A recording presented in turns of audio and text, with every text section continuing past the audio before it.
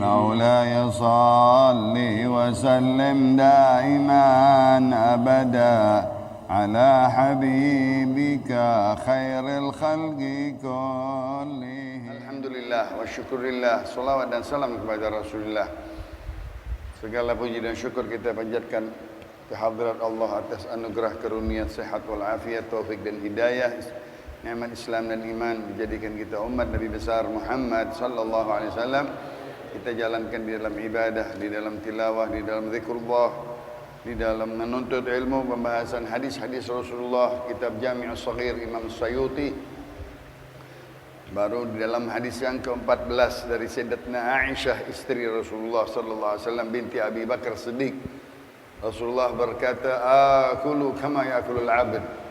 Aku duduk, makanku seperti makannya seorang hamba, budak belian. Tawadhu' Rasulullah sallallahu alaihi wasallam. Kalau kita mengikuti cara duduknya Rasulullah sallallahu alaihi wasallam, makannya seperti begini kalau makan.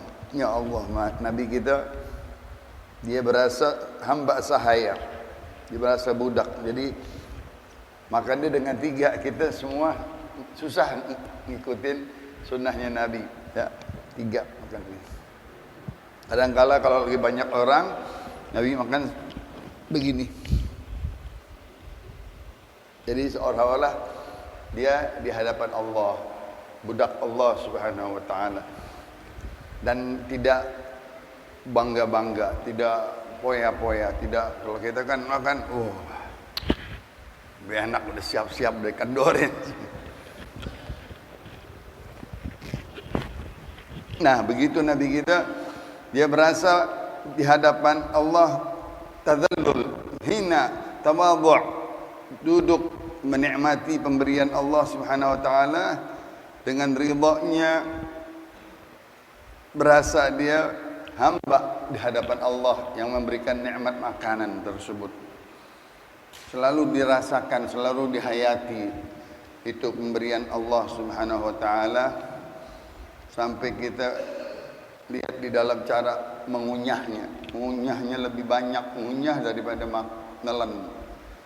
Ya, itu semua di dalam kedokteran. Ya, mengunyah kita kan cepat banget langsung telan. Ya. Nabi enggak mengunyah terus, dia cerna di mulutnya supaya hancur. Begitu juga Nabi makan dalam keadaan lapar sekali. Nahnu na'kulu la na'kulu hatta naju' wa idza akalna lam nashbi'. Kami kalau makan tunggu lapar sekali, dan apabila kami makan tidak makan sekenyang-kenyangnya. Itu kalau makan sekenyang-kenyangnya.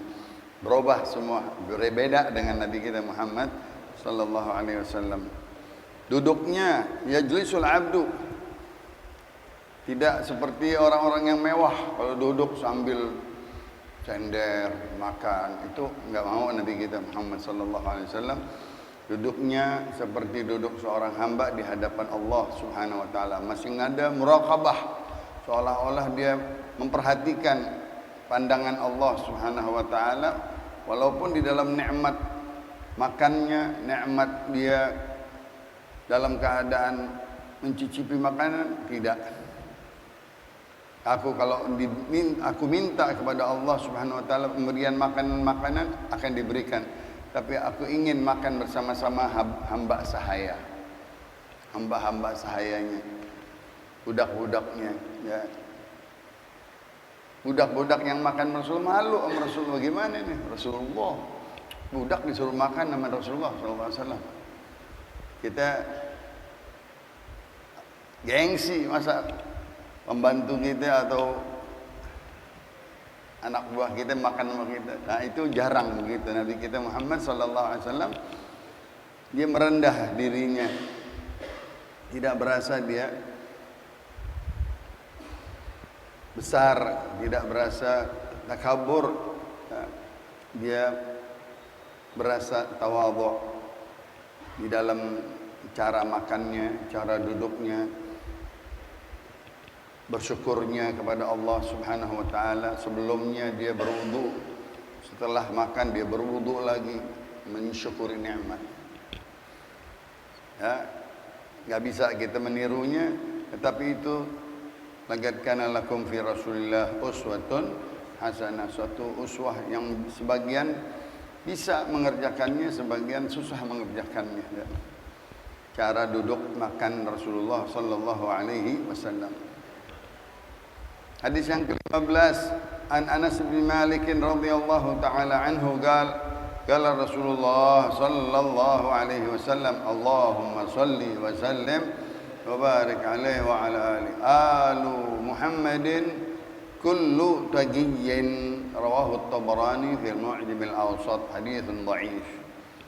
Alu ay qarabatu, keluarga, kerabat, keturunan, anak istri, ahlul bait, ya, yang dekat dengan Nabi Muhammad sallallahu alaihi wasallam. Kullu taqi, semua orang yang bertakwa. Masya Allah, ya. Di zaman Nabi, sahabat-sahabat yang masuk Islam orang miskin, orang dhaif, fakir, hamba sahaya, dan itu sudah tertera di dalam Taurat dan Injil. Umat Nabi Muhammad, orang Mekah waktu itu pertama-tama adalah yang masuk Islam orang-orang fuqara dan masakin dan dha'afa dan abid wa ima. Bagaimana mereka, orang-orang kaya Quraisy, kufarnya, musyrikinnya, jahiliyah, enggak ada yang mau masuk Islam. Segelintir satu bisa dihitung Sayyidina Abu Bakar As-Siddiq. Tapi selainnya adalah orang-orang fuqara dan masakin. Tapi sifatnya, takwanya, imannya, yakinnya sama Allah, orang-orang yang ahli takwa. Sahabat Muhajirin, sahabat-sahabat pertama lapisan pembela Rasulullah sallallahu alaihi wasallam selama di Mekah 13 tahun. Dengan banyak perjuangan, pengorbanan. Nah, Nabi akui semua itu. Ini keluarga aku, katanya. Allahumma shalli wa sallam. Diakui semuanya, orang-orang Muhajirin yang bertakwa semuanya, ya. Sahabat yang membela Rasulullah. Alu Muhammad kullu taqi, keluarga Muhammad inilah semuanya orang-orang yang bertakwa. Ya, karena betul-betul dia mengikuti Nabi Muhammad. Muhammadun Rasulullah walladzina ma'ahu, mereka itu walladzina ma'ahu, yang bersama Rasulullah sallallahu alaihi wasallam, ya, berjuang. Padahal kalau keluarga tentunya anak istri, ya, tentunya cucu, Hasan Husain, Fatimah, Ali, itu keluarga Rasulullah, Aisyah. Ya, tetapi Nabi akui semuanya, sahabat Muhajirin, orang-orang yang bertakwa, ini keluarga aku semuanya. Keluarga aku. Artinya dibela sama Rasulullah. Betul-betul segala urusan mereka ditanggung sama Nabi. Pikirin, Nabi dengan Siti Khadijah di dalam kota Makkah memikirkan semua budak-budak belian yang masuk Islam. Apabila ada keluhan, apabila ada siksaan, dibebaskan oleh Rasulullah dan Sayyidatuna Khadijah dengan uangnya. Kaya Sayyidatuna Khadijah, membelikan hartanya untuk jihad fisabilillah, untuk perjuangan agama, untuk membebaskan budak belian yang dianiaya. Setelah itu dirangkul Rasulullah, kalian adalah keluarga-keluargaku. Bangga kita kalau dibilang keluarga Rasulullah. Ya, tentunya anak keturunannya ada, tapi dirangkul Rasulullah, semuanya kalian adalah keluargaku, katanya. Alu Muhammad kullu taqi, mu'min, taqi, di dalam riwayat tambah mukmin. Ya, orang-orang yang beriman kepada Allah, mereka masuk Islam dengan kerendahan diri, kehinaan, tetapi imannya kuat-kuat. Iman Bilal, iman ya Ammar bin Yasir, keluarga Yasir, ya, yang disiksa, yang dipentang, yang disalib, yang dibakar, kesian semua orang-orang muslimin kota Mekah dengan musuh-musuh kufar jahiliyah Quraisy. Ya. Nah, mereka itu diakui oleh Rasulullah, dijamin bahkan, karena mereka nggak punya apa-apa, miskin semuanya, fakir. Yang masuk Islam kaya, nggak ada yang mau masuk Islam. Dijamin oleh Rasulullah dengan harta Khadijah Al-Kubra. Pertama-tama Mekah Rasulullah masih kaya. Di zaman-zaman awal Islam masih kaya Rasulullah SAW. Tapi subhanallah, kekayaannya dihamburkan untuk Islam, dibuang untuk Islam. Sampai mau hijrah nggak punya lagi uang, habis sudah. Dia pilih kemiskinan daripada kekayaan. Nabi kita Muhammad SAW dengan keluarganya Khadijah, dan waktu itu Sayyidina Ali dan Sayyidina Fatimah dan Sayyidina Hasan dan Husain, keluarga langsung, keluarga darah daging, keluarga nasab. Tapi umatnya Muhajirin semuanya diakui menjadi keluarga Rasulullah sallallahu alaihi wasallam. Itu satu kerendahan, ya, suatu sifat Nabi yang luas, yang sangat merendah, ya. Orang semuanya dianggap keluarga dia, supaya betul-betul beriman kepada Allah, bertakwa kepada Allah, sehingga jadilah semuanya sahabat-sahabat yang ulung, yang luhur, pindah ke Madinah. Muhajirin yang paling pertama ikut perang Rasulullah SAW dengan modal senjata, dibantu dengan Al-Ansar, dipersaudarakan dengan Ansar, jadi kuat Islam Madani baru di Madinah. Baru disitulah peperangan-peperangan, kemenangan-kemenangan demi kemenangan keluarga agama Islam, orang-orang yang beriman, semuanya orang-orang yang bertakwa.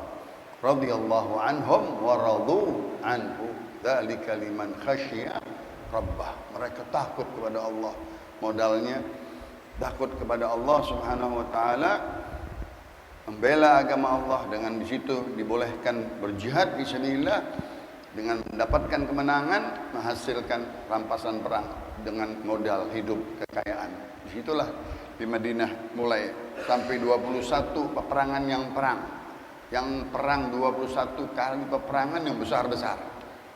Insya Allah, ya. Kita sekali aja belum perang. Nabi dengan sahabatnya, lapisan-lapisan yang pertama masuk surga adalah lapisan orang-orang muhajir fisabilillah, orang-orang muhajirin yang dari Mekah. Itulah mereka berjuang dengan Rasulullah dengan kemiskinan, dan diakui oleh Rasulullah sebagai keluarganya Rasulullah SAW.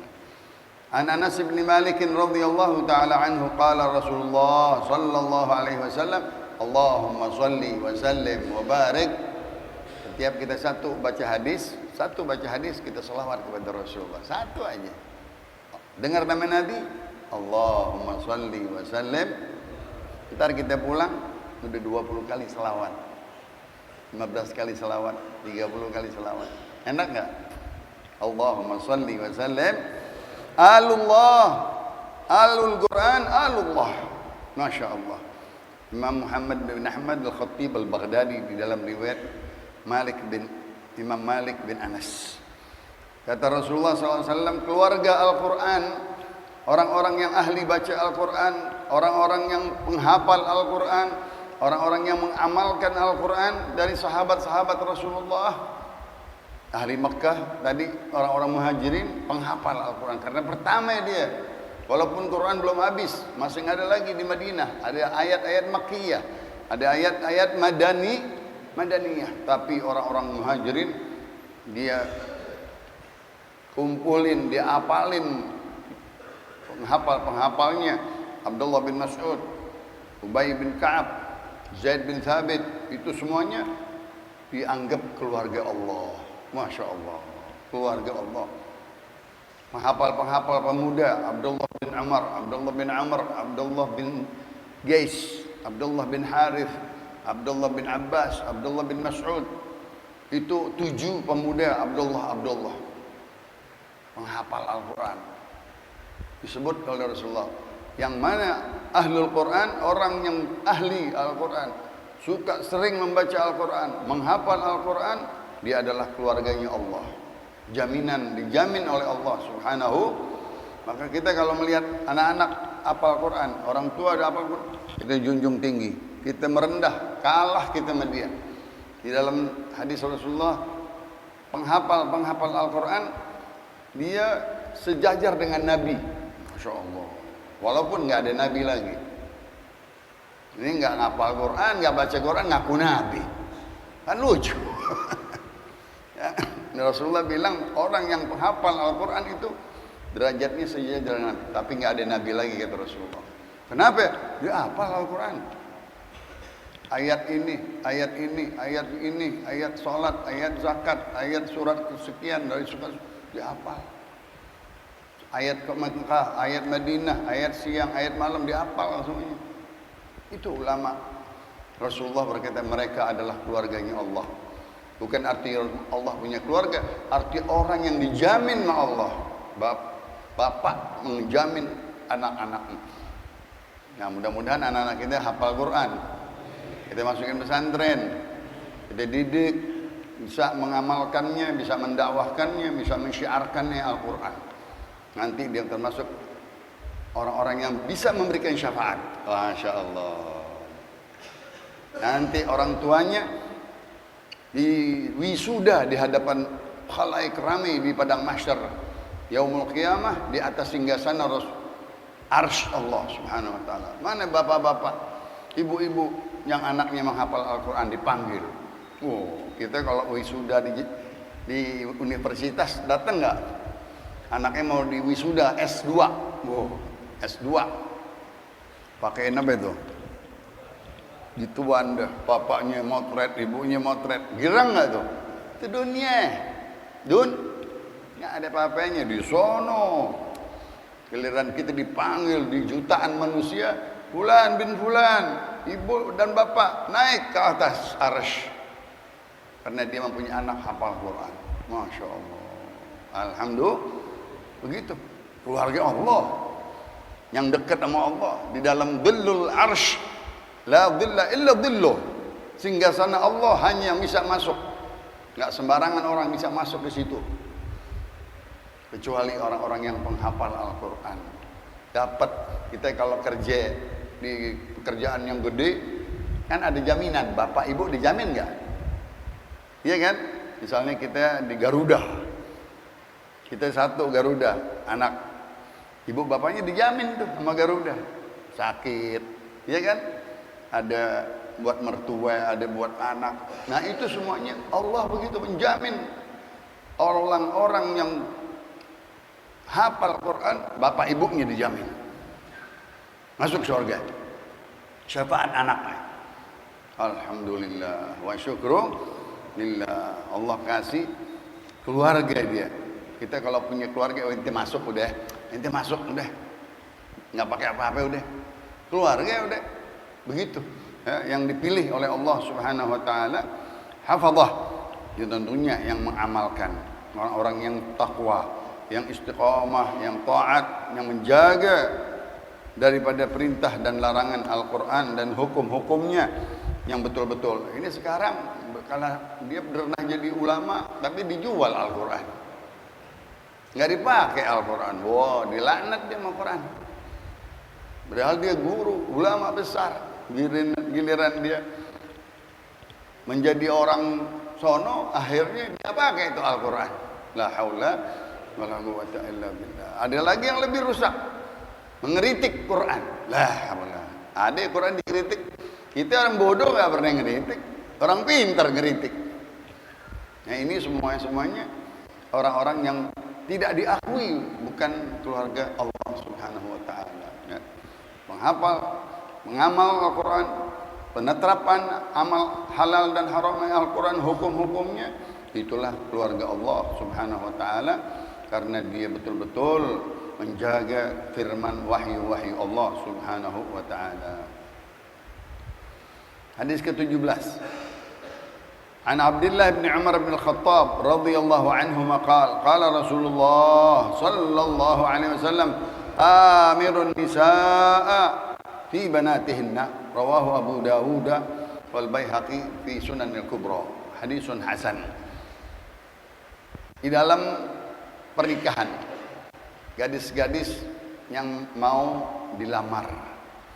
Tentunya Rasulullah SAW menanya dulu, perintahin musyawarah sama ibunya, neneknya, perempuan, supaya ini anak dilamar dia sudah punya bekal hidup pernikahan. Amirun Nisa, perintahkan ibu-ibu ya untuk anak perempuannya yang dilamar, ngerti dia hidup, belajar masak, belajar dandan, belajar ngurusin suami, belajar bagaimana jadi keluarga. Ibu-ibu tuh, wanita-wanita yang sudah berpengalaman, kata Rasulullah, ajarin musyawarah dulu untuk memilih calon suami. Nah, ini suaminya pas enggak, cocok enggak, ini suami bagus enggak, ini suami ahli sholat enggak, ini suami amanat enggak, ini suami akhlak enggak. Itu Rasulullah SAW ya, memilih calon sesuami yang soleh, yang beriman, yang bertakwa, yang beragama, yang ahli sholat, yang ahli ibadat, keluarga laki-laki, pelamar dari pengantin laki-laki dipilih, dimusyawaratin dulu sama ibu-ibu, neneknya, ibunya, kakaknya, adiknya, supaya lebih mengerti yang sudah pengalaman rumah tangga. Jangan sampai digagal. Biasa sekarang enggak, yang milih dia sendiri, pacaran. Dia nggak tahu, nggak nanya ibunya, nggak nanya ini, tahu-tahu kawin. Akhirnya gagal. Kalau ibu yang milih, ya kita nggak kenal apa-apa dipilihin sama ibu, kelar deh. Berkah sampai sekarang. Dipilih siapa? Ibu, ada nenek, kenal, oh, bagus tuh keluarga sono. Nanti dilihat tuh anak, ya, keluarganya. Bapak begitu juga. Tadi Rasulullah SAW minta kalau kita memilih orang yang melamar anak kita, dia ahli sholat pertama-tama. Bagaimana amanatnya? Dia dagangnya atau sesuatunya jelek nggak di dalam muamalatnya? Yang ketiga akhlaknya. Akhlaknya. Jangan pemaksiat, jangan penjudi, jangan peminum, jangan nggak sholat, itu jangan diterima yang begitu. Walaupun kaya. Kalau kita sekarang patokannya kaya aja dulu, ya saleh, ya, patokannya ibadah, sholat, bagus. Perempuan begitu juga, laki disuruh memilih, perempuan tungkahul mar'ah li arba'in, limaliha wa jamaliha wa hasabiha wa lidiniha fadfar bidzatid din taribat yadak. Kalau engkau memilih calon suami, calon istri, carilah istri tentunya dari sisi cantik, dari sisi hartawan, dari sisi keluarga orang mulia. Yang keempat kata Rasulullah, dari sisi agamanya, ibadahnya, sholatnya si perempuan tersebut, ngerti agama, ngerti fikih, ngerti pelajaran-pelajaran agama Islam. Nah, fadfar bidzatid din, engkau ambil, pilih wanita-wanita yang beragama. Taribat yada, beruntung tanganmu meraih keberkahan, istri yang bersolehah. Nah itu dianjurin kalau dari pihak perempuan memilih laki-laki, musyawarah dulu ibu-ibunya, diajarin dulu cara hidup, cara melayani suami, cara berumah tangga. Kalau sekarang namanya sertifikat perkawinan, diajarin dulu kursus perkawinan, ya, kursus di negeri-negeri yang lain ada tuh, mesti belajar dulu cara pernikahan dan perkawinan sebulan, diajarin tuh. Di sini dulu ada, hilang lagi, ya. Nah itu musyawarat ibu-ibu untuk dia mengajarkan daripada si perempuan gadis kecil tersebut, ya, untuk dia bisa nanti hidup langgeng, hidup mawaddah dan rahmah dan sakinah, sudah dikasih tahu dulu sebelumnya oleh ibu-ibunya, neneknya atau empoknya yang sudah berumah tangga. Amirun nisa fi banatihinna. Ya udah, hadis ke-18, amirun nisa fi anfusihinna. Ya, Fa inna thayyiba tu'ribu an nafsiha wa idhnul bikri samtuha. Rawahu at-Tabrani wal Baihaqi fi Sunanil Kubra an al-Urus ibn Umairah radhiyallahu taala anhu. Amirun nisa, kata Rasulullah SAW, wanita-wanita yang sudah dewasa. Ya, zaman Nabi, wanita bisa kawin umur 10-12 tahun. Sayyidah Aisyah nggak bisa apa-apa, ibunya yang ngelayanin, ibunya yang ngejalanin. Tapi kalau yang udah dewasa, lain lagi. Amirun nisa fi anfusihinna. Adapun wanita-wanita yang sudah baligh, yang sudah masuk dewasa, ya, diperintahkan juga untuk dia bagaimana cara hidup dengan calon suami. Ya ambil musyawarat dianya tuh. Kalau tadi yang masih kecil nggak tahu apa-apa, dikawinin aja dulu. Kayak 10 tahun, 12 tahun. Orang udah 19 tahun baru boleh kawin. Ya, di pemerintahan di KUA 12 tahun. Kan udah gede itu, 19 tahun udah baligh, SMA atau S1 udah. Maka dia sendiri memilih calonnya. Karena dia udah pintar, udah jago, udah ngerti, ya. Amirun nisa fi anfusihinna. Ya, perintahkan ibu-ibu, ya, di dalam anak-anaknya, ya, yang mana sudah dewasa, untuk memilih calon suaminya. Calon suaminya. Bagaimana izinnya? Ditawarin. Ya, dibilangin calon suaminya, si Fulan bin Fulan. Kalau dia minta izin ibunya untuk apa? Untuk setuju atau enggak? Kalau enggak setuju, dia diam. Artinya dia senyum. Ah, setuju nih. Enggak ngomong, dia diam, ditawar, lo mau enggak sama si calon suami? Kalau dia bilang iya, itu pasti udah. Tapi kalau dia diam, wa idnuhuna samtuha wa idnul bikri samtuha. Kalau gadis yang belum pernah menikah, cukup dia diam saja, alamatur ridha. Alamatnya dia ridha, mau dijodohin sama calon suami. Kalau yang sudah diperiksa sama ibunya, sudah ditanya sama ibunya, mengerti karena dia sudah baligh, sudah berumur yang tadi 19, 20, 22, 25. Anak-anak sekarang kawinnya udah pada 25-an, telat semuanya. Dia udah dewasa, udah pinter, udah jago, bisa milih sendiri, nggak mau diatur. Anak kita udah diatur, nggak mau sekarang. Karena apa? Dia bisa sendiri. Kalau tadi yang zaman Rasulullah kawin 12 tahun, di bawah 15, nggak bisa apa-apa dia itu. Tergantung ibu bapaknya. Nah, berikan waktu kepada si wanita-wanita yang sudah dewasa-dewasa, ya, dengan dimusyawarah dulu kepada ibu-ibunya. Fa inna thayyiba tu'ribu an nafsiha. Kalau dia sudah janda, dia bisa milih sendiri. Nggak boleh diatur, nggak boleh diminta apa-apa. Dia sendiri, karena dia sudah pernah gagal hidup. Janda namanya. Janda artinya udah diceraiin sama orang atau lakinya meninggal. Dia mau kawin, dia sendiri yang punya pilihan. Nggak boleh diatur lagi.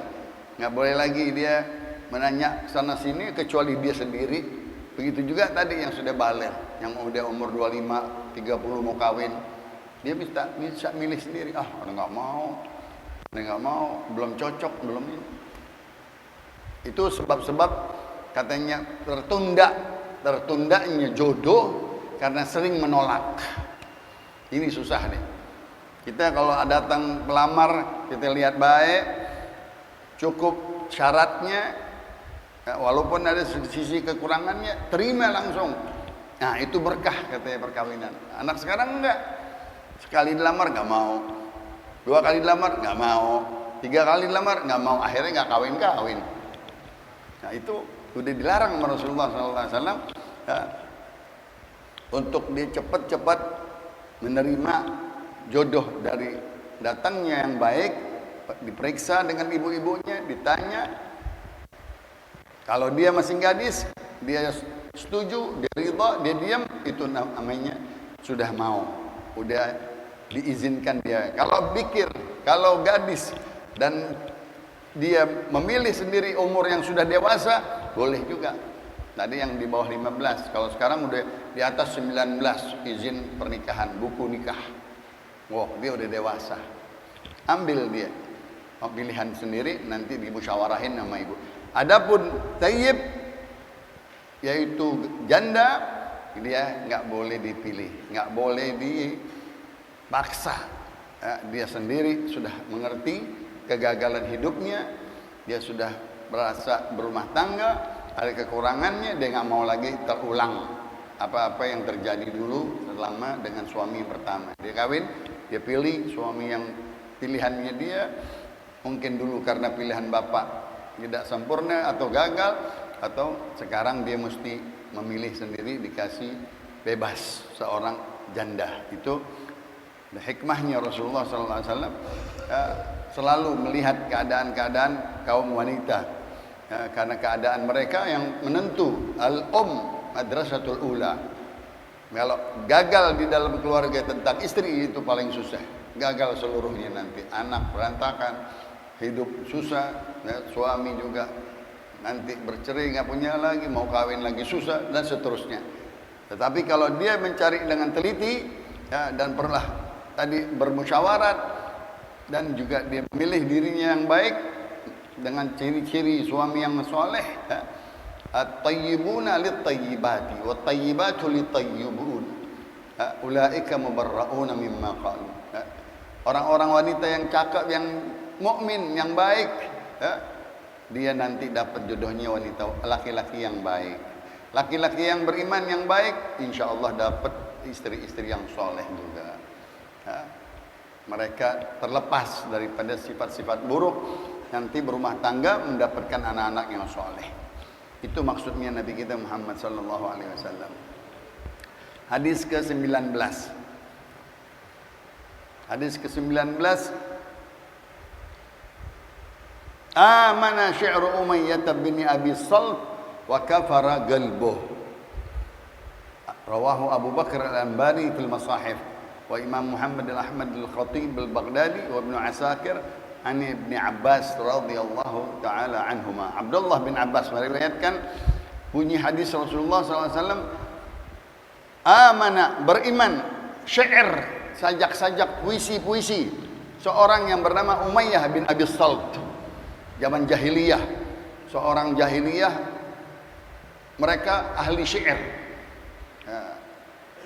ahli syair, sastra bahasa Arab. Orang-orang Mekah, mereka ulung di dalam sastra bahasa Arab, maka diturunkan mu'jizahnya Al-Quran, mengalahkan sastra bahasa Arab semuanya. Kayak Nabi Musa, di zamannya yang paling ulung adalah penyihir-penyihir. Zaman Firaun, Allah turunkan Nabi Musa dengan tongkatnya, mengalahkan ahli sihir semuanya. Nabi Isa katanya di zamannya kedokteran, orang-orang kedokteran lebih ulung dia. Datang Nabi Allah Isa, bisa mengalahkan orang-orang dokter-dokter. Tidak bisa menyembuhkan orang buta, bisa Nabi Allah Isa. Tidak bisa menyembuhkan orang belang, bisa Nabi Allah Isa. Bisa menyembuhkan orang yang botak pilas menjadi rambutnya bagus, dia bisa oleh Nabi Isa. Bisa mengerti tentang makanan, tentang hari-hari besok, Nabi Allah Isa. Bisa menghidupkan yang mati, Nabi Allah Isa. Jadi sesuai dengan zamannya. Nabi Musa dengan penyihir-penyihirnya dikirim oleh Allah mukjizatnya, tongkatnya. Nabi Isa begitu juga dengan mukjizat-mukjizat dia mengerti. Nabi Muhammad mukjizatnya Al-Quran. Kenapa? Lingkungan orang Mekah ahli syair.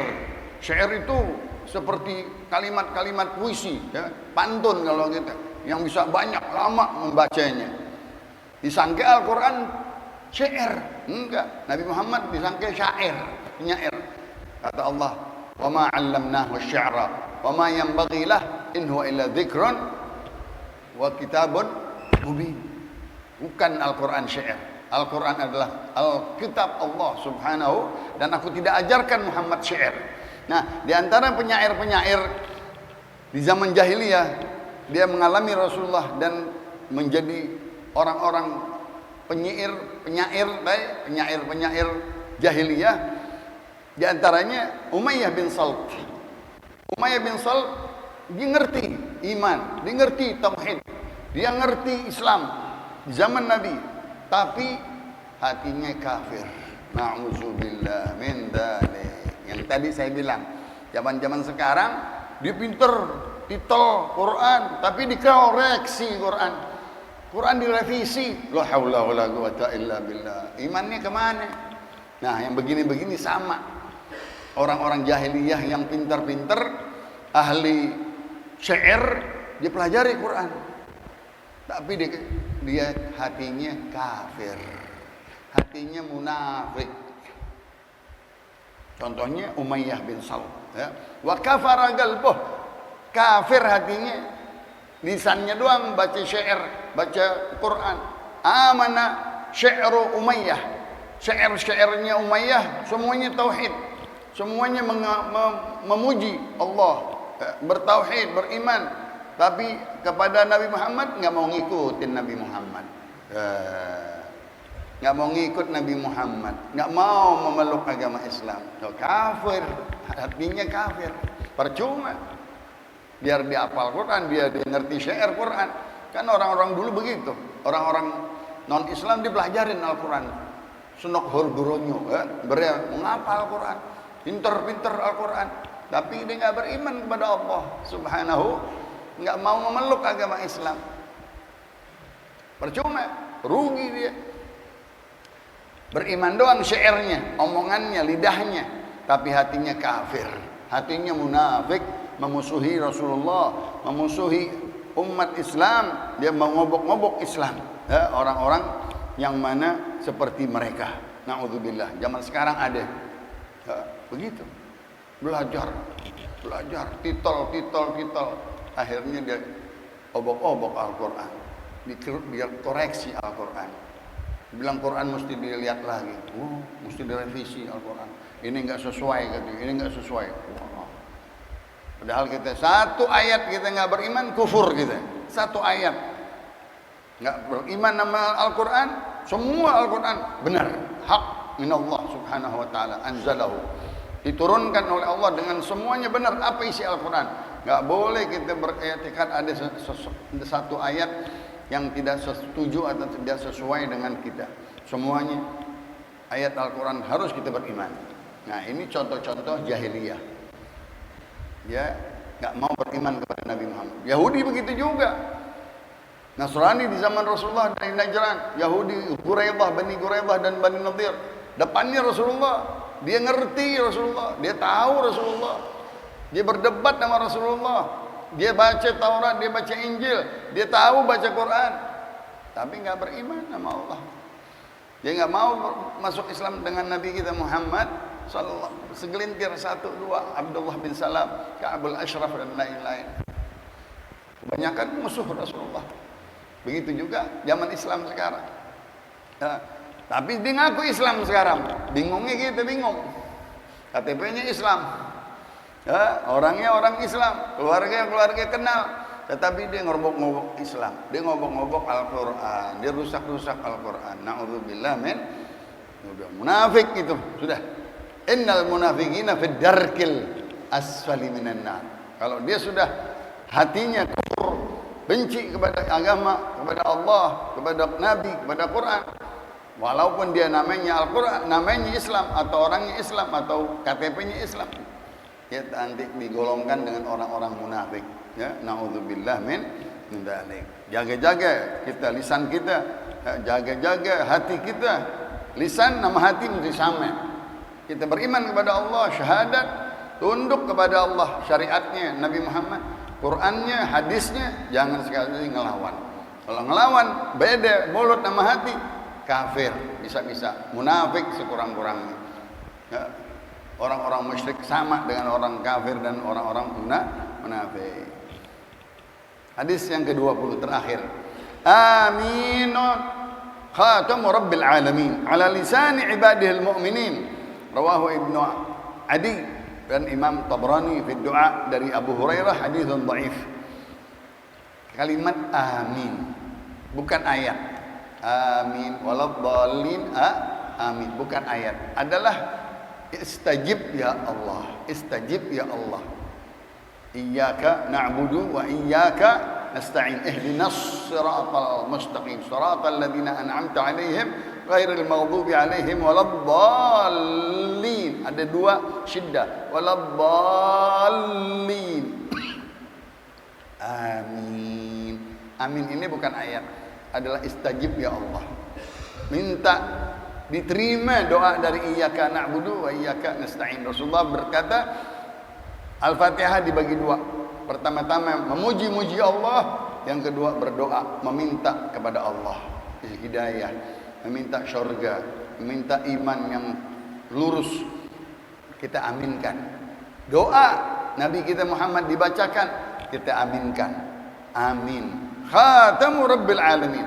Khatam artinya cap atau stempel dari Allah Subhanahu wa taala, diterimanya permohonan hambanya, doa hambanya. Kita kalau ada surat mau bikin apa-apa, nggak ada stempel, diterima nggak? Nggak diterima, mesti ada stempel dulu, stempel masjid, stempel PT, stempel apa? Kalau udah ada stempel, mana tanda tangan, jadi begitu. Kita berdoa, nggak ngucap amin, diam aja doa. Ngucap amin. Contohnya tadi sholat, Rasulullah SAW kata Abu Hurairah, oh ya Abu Hurairah, kalau kalian mengucap amin, angkat suara biar menggema di masjid. Masya Allah. Waladdallin. Imam juga mengucap amin, biar apa? Menggema, syiar agama Islam, hidup Islam. Di doa, baca ayat Al-Fatihah, doa setengahnya diminta aminkan. Amin khatamu Rabbil Alamin. Ya, adalah penutup daripada tanda diterimanya doa kita oleh Allah pemilik alam semesta. Wa ala lisani ibadihil mu'minin, yang mana lisan hamba-hambanya yang beriman yang berminta kepada Allah. Doa, penting doa. Setiap guru berdoa atau setiap imam berdoa, kita aminkan. Amin. Amin. Amin. Kita malas sedikit. Amin itu penting sekali. Ya? Ucapan ini nggak dikasih oleh orang Yahudi dan Nasrani. Yang dikasih adalah umat Nabi Muhammad Sallallahu Alaihi Wasallam. Berapa kali kita sehari kalau beramai-ramai sholat jamaah 5 kali amin. Kalau kita sendiri kita ucapkan amin juga. Kalau kita berdoa kita ucapkan amin. Rabbana la tu'akhidna in nasina aw akhtana. Amin. Rabbana wa la tuhammilna ma la taqata lana bih. Amin. Waghfir lana warhamna wa'fu anna. Amin. Begitu. Itu di pesantren-pesantren. Ngerti?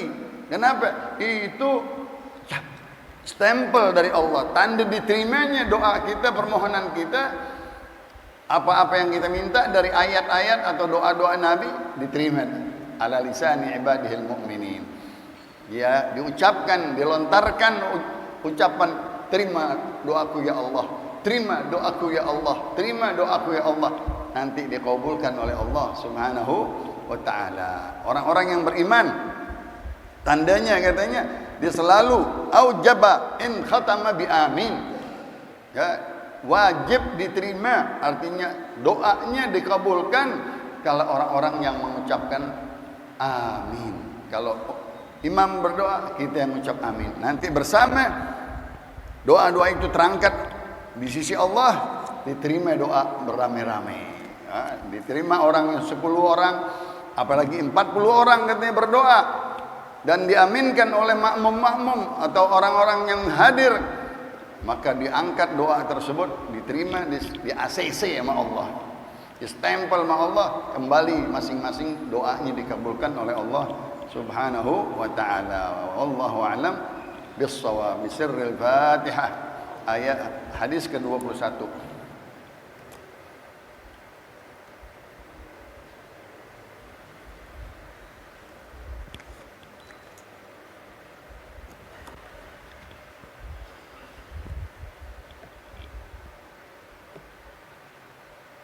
Qala Rasulullah sallallahu alaihi wasallam, afdalu ma qultu ana wan nabiyyuna min qabli, la ilaha illallah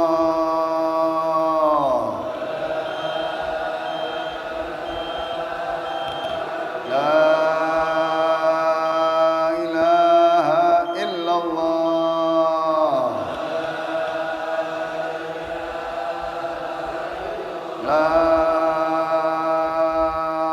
إله إلا الله محمد رسول الله صلى الله عليه وسلم وشرف وكرم ومجد وعظم كلمة حق عليها نحيا وعليها نموت وعليها نبعث إن شاء الله تعالى من الآمنين. اللهم إنا نسألك فهم النبيين وحفظ المرسلين وإلهام الملائكة المقربين. اللهم أغننا بالعلم وزينا بالحلم وأكرمنا بالتقوى وجملنا بالعافية. نسألك علما نافعا ورزقا واسعا وعملا متقبلا. ربي زدنا علما وارزقنا فهما. سبحانك اللهم وبحمدك أشهد أن لا إله إلا أنت أستغفرك وأتوب إليك. وصلى الله على سيدنا محمد نبي الأمي وآله وصحبه وسلم والحمد لله رب